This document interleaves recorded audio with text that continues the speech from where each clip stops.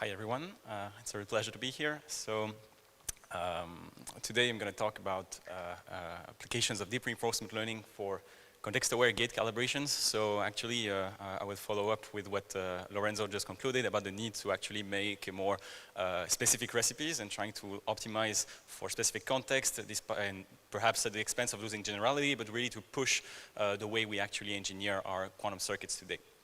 So this work, so I'm a PhD student at CQT, and this work is under the supervision of Prof. Wikundang. So before starting, perhaps a quick reminder of how we usually envision the quantum computing stack. So as you know, in the computer science, we like to decompose the complexity of our algorithm in a sequence of abstraction layers. And especially in the gate model of quantum computing, we usually rely on a quantum circuit abstraction. A circuit is essentially a concatenation of smaller building blocks that we call logic gates. And eventually, each building block is supposedly well calibrated to and translated into a pulse sequence that will be applied on the quantum processing unit.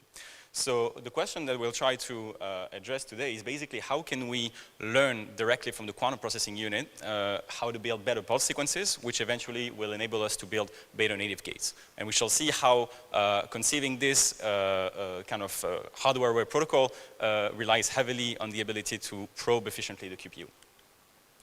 So before starting with this new method, perhaps let me do a quick recap of how we currently do things in the state of the art. So typically, there are kind of two main ways of doing gate calibration. The first one is what would you call model-based calibration. So typically, this is very simple. This is what we also summarize as quantum optimal control. You give yourself a description of the dynamics of your quantum system. And based on this model, which can be a Hamiltonian description or Liouvillean, you try to find out in an open loop optimization the best gates possible. So usually you could do that if you're lucky analytically.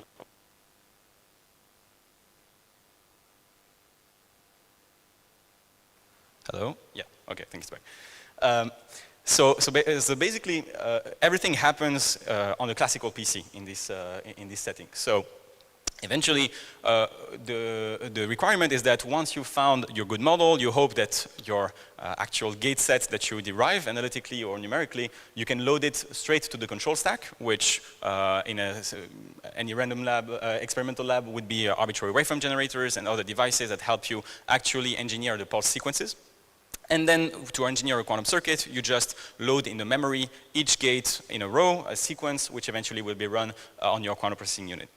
So, of course, that is very efficient in the sense that everything happens on the PC, so we're not too much using the QPU, we don't need any sampling. But the problem is that usually those model-based methods are not enough to really build high-fidelity gates, because we often find it difficult to actually find good models which characterize efficiently the QPU, especially when we are trying to scale up. And this might be a problem if we want to really be able to engineer quantum gates in a scalable quantum circuit.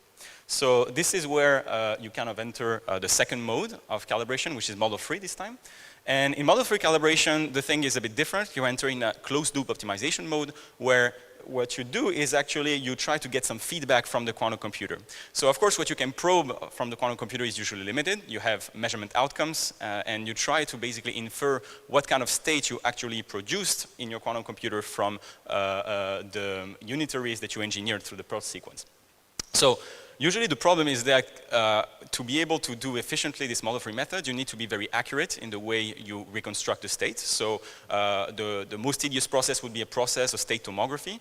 Otherwise, you could do randomized benchmarking, but the problem is that the runtime of those methods are usually very large compared to the model-based method where you only actually load once the pulse sequence.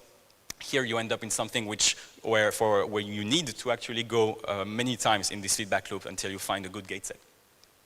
And then finally, once you hopefully derive a good gate set through these tomographic methods, you hope that you can build better models and restart until your qubits drift away, because eventually you need to recalibrate your gates once in a while, and you're bound to redo this protocol every now and then. So hopefully, once you go under this method, you might say, okay, I have my gate set ready. I'm now able to concatenate them and say, I'm ready to run any quantum algorithm.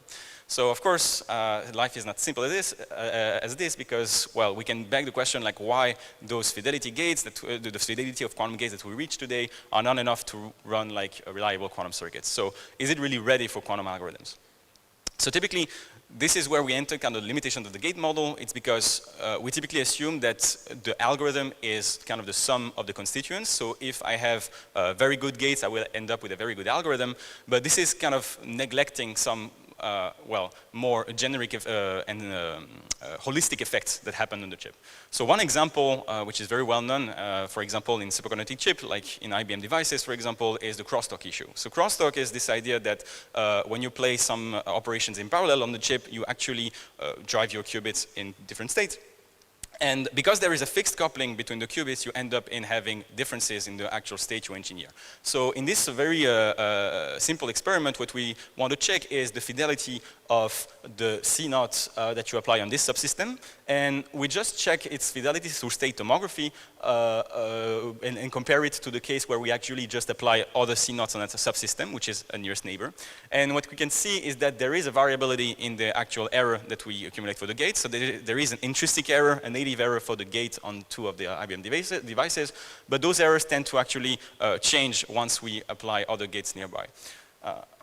Another effect is typically temporal, what we call temporal correlated effects, or non-Markovian noise, which is not this idea that you have only spatial correlations, but correlations that spread throughout time. So what you do in the past, like the gates that you engineered in the past, could have an impact on what you do in the future. And that's also something that we would like to account in the models, but which is actually difficult to reconstruct holistically. Okay, so bottom line, and you can also find a bunch of other examples which tell you that there is indeed a context dependency and which will impact dramatically the fidelity of the quantum gates that you currently face. So this involves the need to actually be a bit more specific and try to really build some calibrations of gates which will be a bit more context dependent. And so the way we're thinking about this is essentially, well, for each of those U's, which might be my target unit or my target gate I would like to compute, in a specific quantum circuit context, I would like to shift to a fixed calibration to a dynamical gate calibration. By dynamical, I mean that each gate will carry its own kind of calibration, so it's going to be parameterized in a different set based on what's happening in its local context. So of course, well, by context I mean the rest of the circuits or the rest of gates that would be applied on my subsystem. At the same time and what would happen before. So we want to be as generic as possible, but restrict the application to one specific circuit context.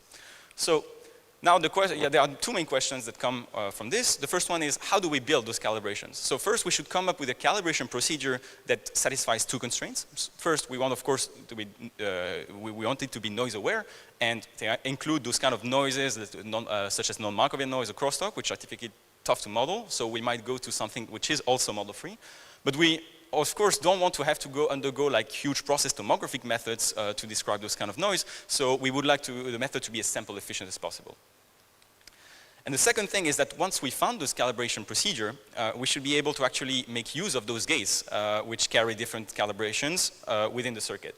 And here you might say, well, this is not too much of a big deal, but if you extend this protocol over a large circuit and you have to load a calibration for each individual gate in the quantum circuit, you end up in kind of 2 main issues. The first one is you have a storage efficiency problem, so you have to store in memory the calibrations of each gate, and this for the current controllers is very difficult, so we would have to store them simultaneously for realizing quantum circuit.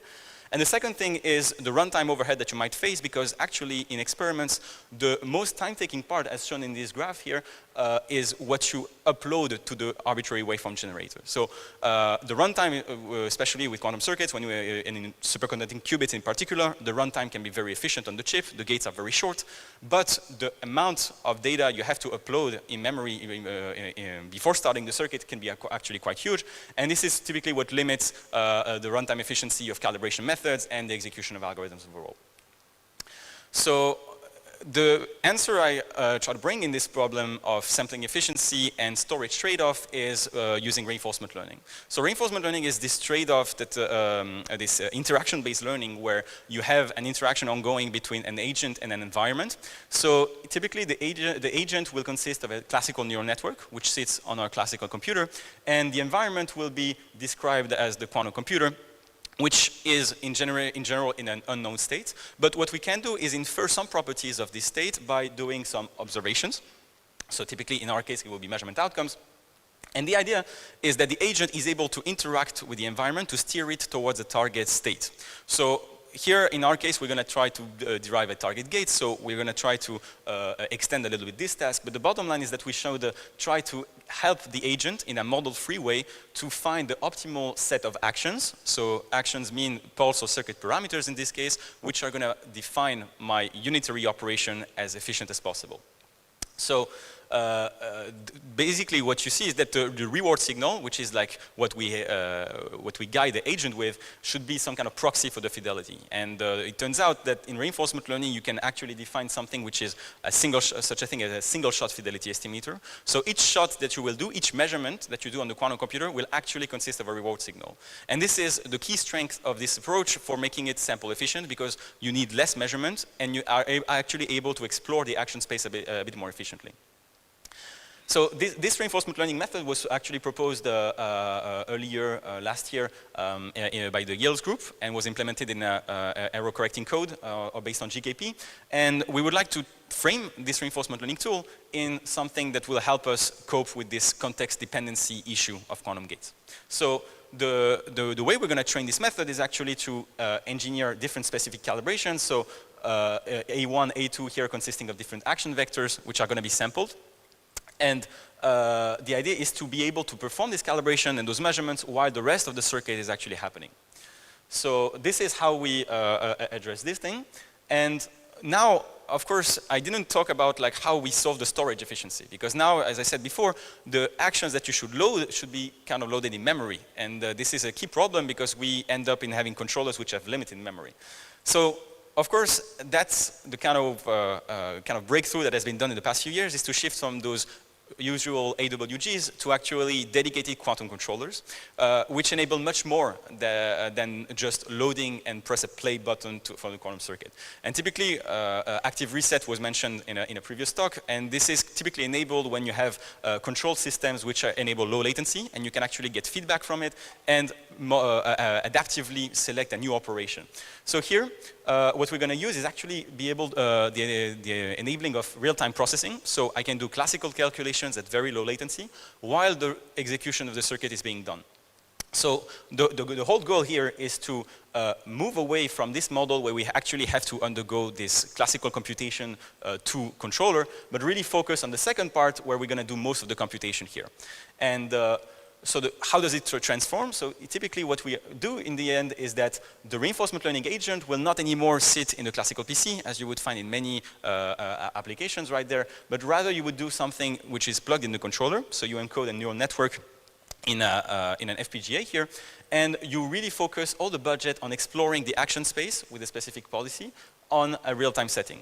And quickly we realized that the exploration and exploitation trade-off that reinforcement learning offers is particularly well suited for this task, which makes us converge to gate calibrations like 3 times faster than what we could get if we were undergoing like this method here. And so all the parameters that you see here, now we are able to change the paradigm when we actually would have to store them in memory and rather actually just generate them on the fly, because now this network could actually be summoned while doing the execution of the formalism, and we end up in having those parameters being trained in real time.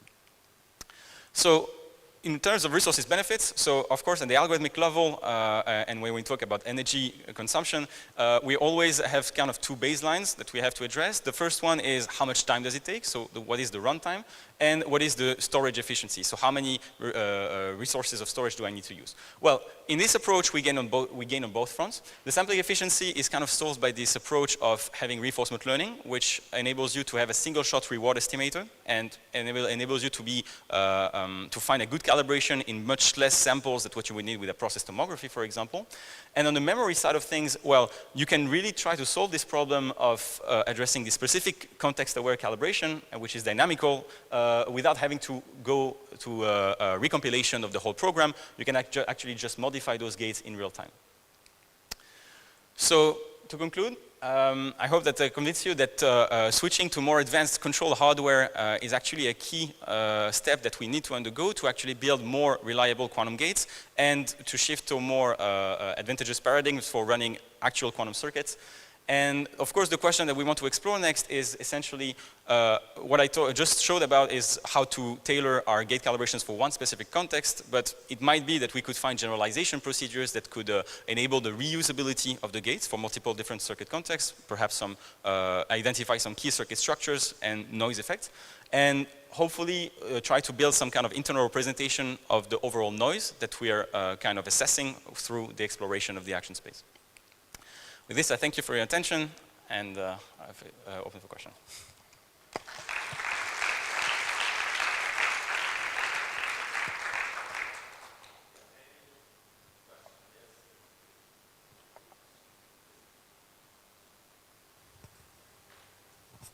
Thanks for the presentation. How do you specify the context? Because there could have infinitely many things going around the gate.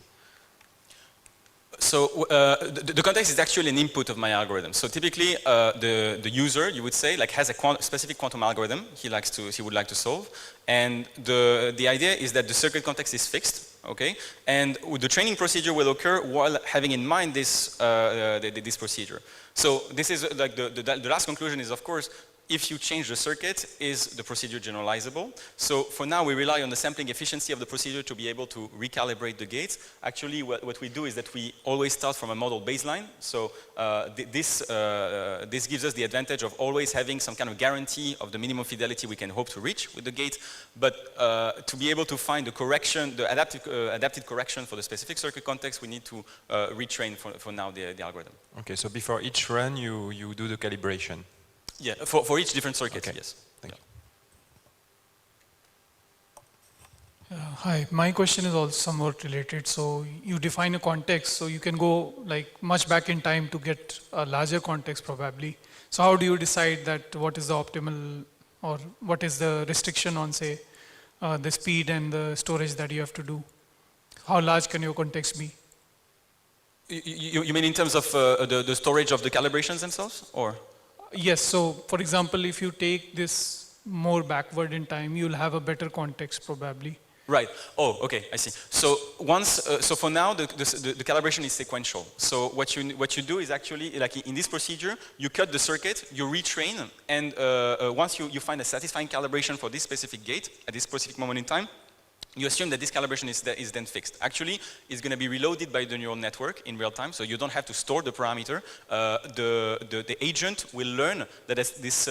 So, for example, I haven't gone into the details here, but this neural network takes as input the time step. So it knows for each time step where which modification it should apply to the gate for this specific gate instance. And so everything is done on runtime, essentially. As long as the training procedure, for now, is done sequentially, but we are thinking about methods that could actually be more holistic to increase the overall efficiency.